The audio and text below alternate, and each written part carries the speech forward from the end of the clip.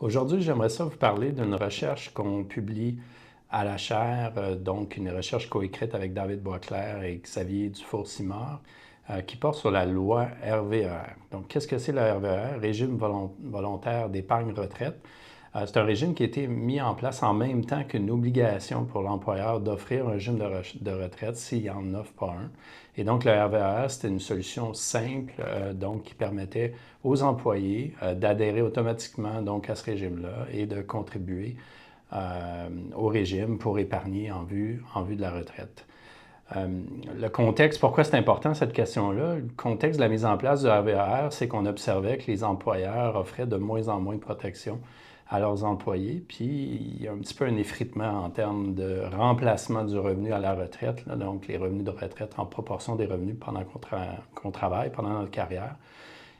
Et donc, si on veut maintenir un niveau de remplacement élevé, bien, ça prend une épargne complémentaire. Et là, bien, si les employeurs offrent moins de couverture, ça devient difficile pour les employés de le faire. Donc, loi RVER au Québec 2014, application graduelle, obligation d'offrir un régime éventuellement vers 2016-2018. Et donc, ce qu'on fait à prime abord, c'est qu'on utilise les données fiscales de Statistique Canada sur les contribuables. Donc, on a des milliers de contribuables québécois, canadiens. Et puis, le premier contraste qu'on fait, donc, c'est qu'on essaie de regarder si l'épargne globale dans les véhicules enregistrés, donc l'épargne dans le RVER, ça ressemble un peu à l'épargne dans un REER. En fait, ça rentre sur la même ligne du rapport d'impôt. Et puis, on regarde essentiellement si l'épargne totale, donc, augmente des suites de la mise en place de la loi au Québec comparativement aux autres provinces canadiennes. Quand on fait ça, on trouve effectivement un effet positif. Cependant, bien, c'est possible qu'il y ait des tendances qui soient différentes en termes d'épargne au Québec par rapport aux autres provinces canadiennes, par exemple à cause du vieillissement ou une croissance économique plus vigoureuse. Donc, il faut faire attention à ces tendances-là. Ça pourrait biaiser en quelque sorte les estimations qu'on fait. Donc, on rajoute un autre groupe contrôle parce que les travailleurs au Québec qui travaillent dans le secteur public, bien, ils ne sont pas vraiment impactés par la loi RVER parce qu'ils ont déjà une protection d'un régime public à prestation déterminée du gouvernement. Et il y a des employés donc d'entreprises qui sont sur réglementation fédérale qui n'ont pas à offrir un RVER nécessairement ou ce type de régime-là. Donc, on utilise ces groupes-là comme autre contraste. Et donc, on a à la fois les provinces, à la fois à l'intérieur du Québec, entre ces travailleurs-là affectés, donc ceux qui travaillent dans le secteur privé, et les travailleurs du secteur public ou l'administration fédérale. Et là, qu'est-ce qu'on trouve de manière assez intéressante? C'est une hausse de 3 points de pourcentage, 3 environ, là, 3 à 4 points de pourcentage de la fraction de gens qui font en fait une cotisation à un REER, RVER, et ainsi de suite. Donc, il y a une hausse de la couverture.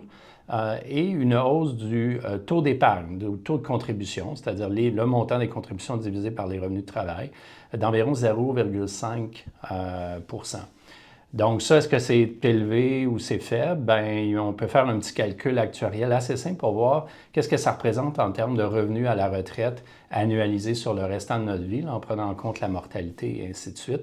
Et puis donc, une hausse de 0,5 du taux de cotisation, ça donne environ 2 d'augmentation du taux de remplacement à la retraite. Donc, c'est pas beaucoup. Si on veut 10 d'augmentation du taux de remplacement à la retraite, ça prendrait un effet de la loi RVER d'environ 2 ce qu'on n'a pas. Donc, on a à peu près 4 fois moins d'effets, ou un effet qui représente un quart de l'effet dont on aurait besoin si on voulait aller chercher 10 donc, dans l'étude, on parle de différentes choses pour améliorer la loi RVER et donc en particulier là, la possibilité d'avoir peut-être un contrôle plus accru sur la mise en place d'un régime, possibilité de demander aux employeurs de cotiser au régime avec leurs employés, d'immobiliser les cotisations. Donc, il y a plusieurs façons de peut-être moderniser encore plus le RVER.